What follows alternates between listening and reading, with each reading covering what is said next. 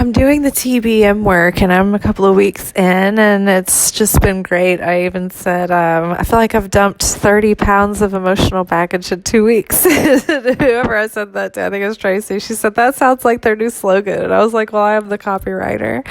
But I think it's really funny that I've been having a lot of literal and spiritual mother-father healing over the past few weeks, and I've been getting really clear on my own authentic code and who I am, and by living here on my own and being single and focusing on myself and self-love and rediscovery and recalibrating, it's like I'm getting really clear on my own authentic beliefs and where I'm being guided, and being able to make a plan for my own dreams without someone else's energy or energetic influence or needs or concerns involved at all. And I'm Aries rising Aries sun, Libra rising, Cancer moon. So while that makes me a very passionate, devoted partner and a very, psychically attuned partner, it also makes me a very enmeshed, codependent and empathic partner. The empathicness, I have to build energetic boundaries because I can be very mercurial and mutable in that way around someone who I'm around all the time. I can begin to morph and take on, parts of their personality or manners or mannerisms. So I've been conscious of the fact that being alone, living alone, being independent financially of anyone else, or without sharing any financial responsibilities, it gives me a chance to cut all those cords and fortify myself in my own energy to find out who am I without anybody else here. And it's helped me get really in touch with my life purpose and get clear on what I love, what I'm passionate about, where I naturally go and get up to when no one else is around and I don't have anything to do and I'm at home. And it's been like diving in deeper to the tarot, the oracle, the, occult, mystic, systems and Kabbalah, and doing this TBM work and journaling and deep diving, and then making videos and teaching other people, and guiding other people through the tarot and through my own prophetic gifts. It's so funny because I usually use language like, I have my intuitive gifts or my intuitive guidance, or, like when I'm getting downloads and I'm channeling through, and I guess I use just like a wide variety and a wide lexicon. But I think that when you grow up as a person in specifically evangelical denominations of Christianity, it's like they're very specific about their semantics are very important. The way you say and word things, they're really uptight about, because they really don't like psychics and things like that. And so you have to say that you're a prophet. But I think that almost sounds more like I feel like I'm overstepping to call myself a prophet. I mean, I'm not a doctor or a surgeon, Prophet is a pretty big deal. But even if I am still, it's like if I go out in the world like, well, I have a prophecy today. It's like that sounds more like quack town to me, or like a snake oil, than it does if you're just like, yeah, I'm an intuitive. I channel intuitive guidance.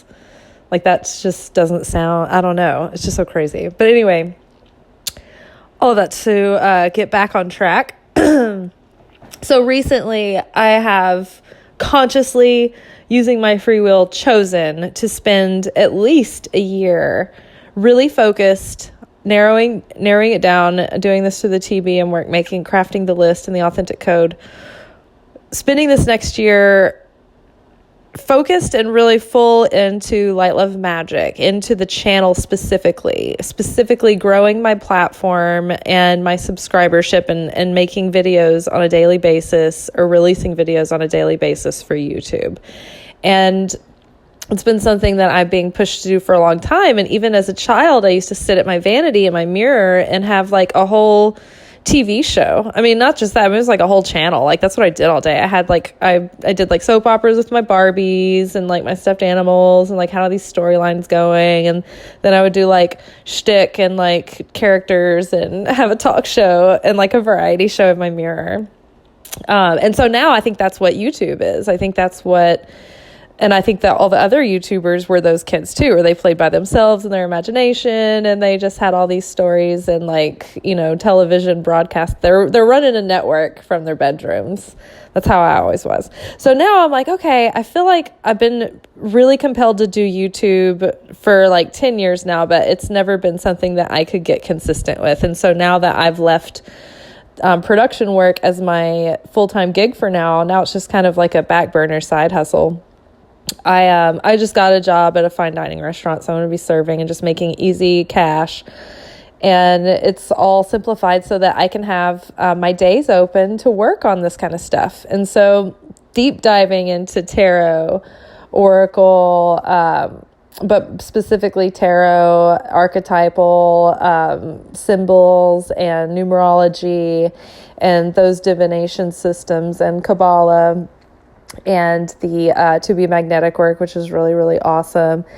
It's going to be my focus this year to try to grow that YouTube channel up. So it's funny that I've been wondering about North Node, South Node for a while. I've been trying to figure out for a while, like, how am I supposed to express my purpose in this lifetime? Like, what am I supposed to do? I feel like it coincides with my work and my career, because I feel like I need to be like all in, like doing nothing else, like fully 120% immersed in that alone.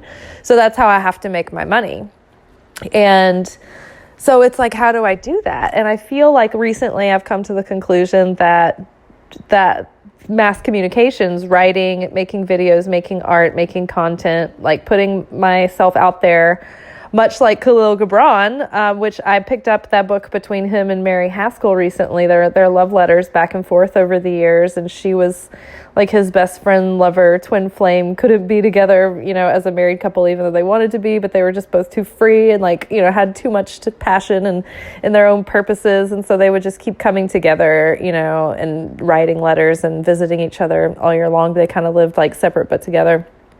And so Khalil Gibran, I'm like, was I Khalil Gibran in a past life? Because like like my family's from Syria, like in this life, and he's Syrian, and he has this obsession like with like this like longing for Syria, and I'm like so like connected with that Middle Eastern, you know, heritage or whatever. And so he was a mystic and a poet and a painter, and that kind of like virtuoso Renaissance person of the early 1900s, like the 1910s kind of, was when he was like in his early age, like, you know, graduating high school in his 20s, you know, finding himself, you know, out in the world, making his way as an artist and a poet and a mystic and a writer. And nowadays people are like, what a flake, what are you doing? But like back then it was like, ooh, society really appreciated that. So you want to have influential people bring someone like that around to like all the gatherings, and they're all excited because they're like, oh wow, this is the artist that I was telling you about. This is the bohemian, you know, this is like the rock star coming through. Like people really valued that kind of person back then, so much so that a lot of those people in those times had benefactors that were supporting them in their work and their great work. And like nowadays, we're just trying to hack it out here on our own, and everybody's like, get a job, you fucking scab, you scampy scant. You're just like, why? I just see the truth and the beauty of it all. I just want to share it. So hilarious. So recently I had decided, okay, this is my path. I really see the value in it now when I see through the hermeneutic lens of the people who were like, you know, in those ground roots days of Khalil Gibran, like they got it. And I was like, okay, I can, that was very expansive for me. So I was like, yeah, I think I'm going to like go all in with the YouTube channel, and copywriting is a great skill to learn. Like, you know, maybe sort of later in the year once these other projects get legs, and I'll get better at the principles that I'm learning about copywriting now. And I'll expand more on that later when they do their like classes again. And by then I'll probably have enough cash to take the classes. The copywriting will only ever help me expand a brand. And it's a really great career. to have also. And I would really like to have, an income that is based on a few different sources, like passive and active things that I do. And all of those will create a lot of stability, because if one isn't doing amazing, like the other one will probably be doing okay. And if they're all doing like slightly okay, then at least I've got, something to work with. And then later, not later, but like when there's overflow, start strategically investing in learning how to manage and grow wealth and money with your money. So it's kind of what been getting that game plan together. Like, how can I set myself up financially for independence so that I can be completely free as an artist and a spiritual mystic? And so it's so funny that I've been like in this, what TBM calls a magic dark, but for me, I've been calling it this divine fog, where you're supposed to be in this unknown territory, and the sort of the void and the silence and the darkness and the stillness for a while. And you're not supposed to have any answers. And I feel like today it was so crazy because I opened up YouTube this morning, and Mary Jo had posted 2 videos about North Node and South Node, and it's like how to identify your life purpose, and like she kind of goes through what all the houses mean generally, and like what their context is with the North Node, South Node, and what planets are in that house, or what sign it's in, and how it relates to like your North Node, South Node, which your North Node is like your purpose in this life, and the South Node is like what you have already mastered, bringing with you from your past life. So if you try to stay too long in your comfort zone of the past life, you're going to get pushed into following your North Node. And so I have been longing to find out what that North Node is for myself, and I've been meaning to learn more about my astrological natal chart, but I haven't been able to really look into it until like this, recently, but it's like the pieces I haven't really been able to delve deep enough where I'm like understanding exactly how it all fits together, but it's been like little by little making more sense, and I had a feeling that I was going in the right direction. But when she released these videos this morning, I started watching them, and I'm laughing so hard because it's literally like every single house in my chart is set up for exactly the life experience that I've had so far and where I'm going.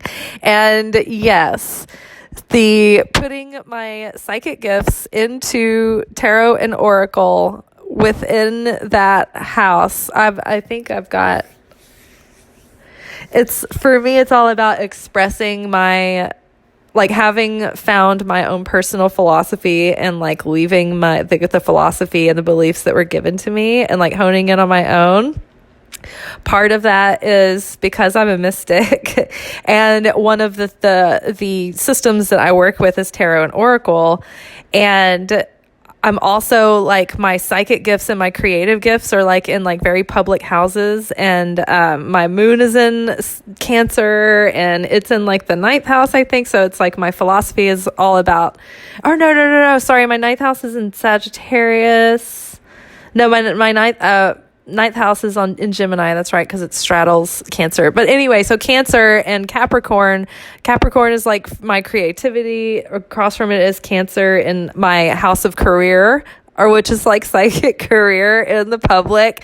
And it is in direct opposition with my divine masculine and feminine mother. So like my mother hates that I am publicly like all about like the mysticism, and my father hates psychics.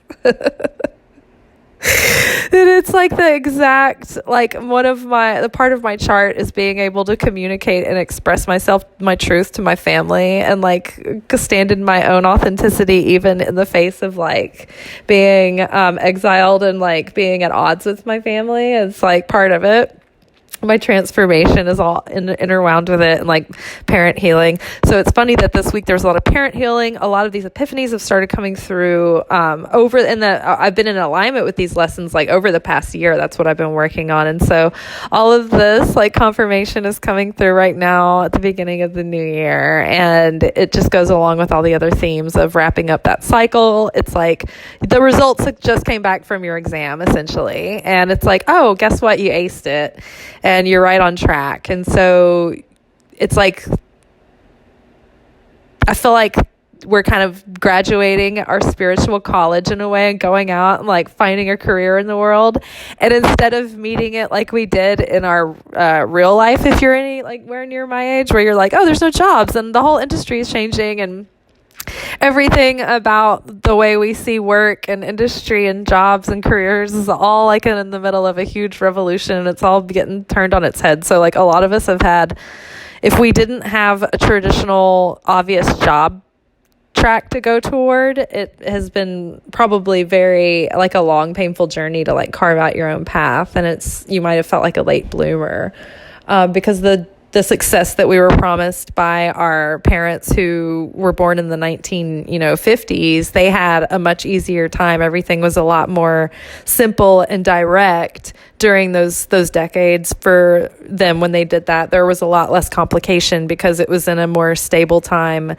I mean, there were a lot of like sociological and political problems and problems for anybody that was on the fringe of like, so it was the easiest time obviously for like baby boomer white males, because like the whole system was set up to be like, and here is the next silver platter, on your next step of your journey, while everybody else had to like make it happen for themselves.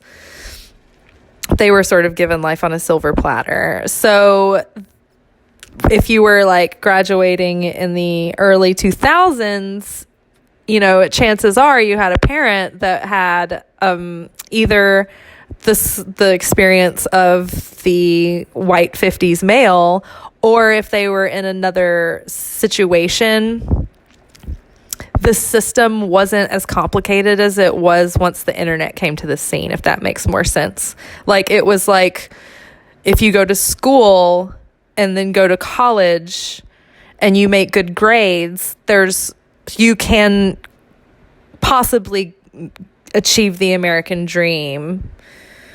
The intricacies of the systems that were set up against people hadn't gotten so complicated and so heavy and so many billions of dollars behind them yet, if that makes any sense. Like, the power behind each side wasn't quite as strong or complex yet.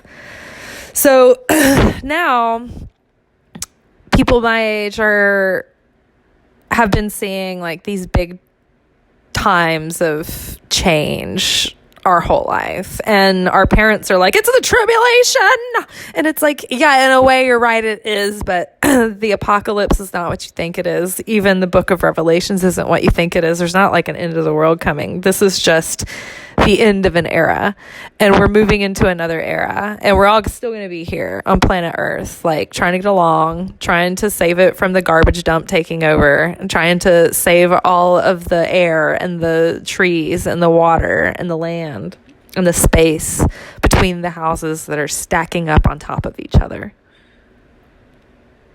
We're still going to be here. So the rapture that so many are waiting for, to like zip them up into like the evacuate the little evacuation ships like from Spaceballs, that's not happening.